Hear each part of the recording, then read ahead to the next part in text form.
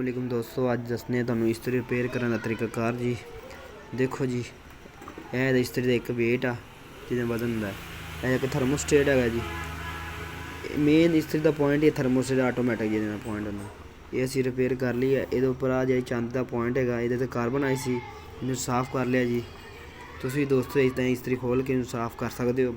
दूसरे नंबर तो इन्हूं फिट करने वास्ते यह वेट उत्थे रख दो, उत्ते पेच लग जाएंगे जी। उस तो बाद यह ऊपर कवर आ जाएगा जी। यह दोस्तों कवर आ गया जी।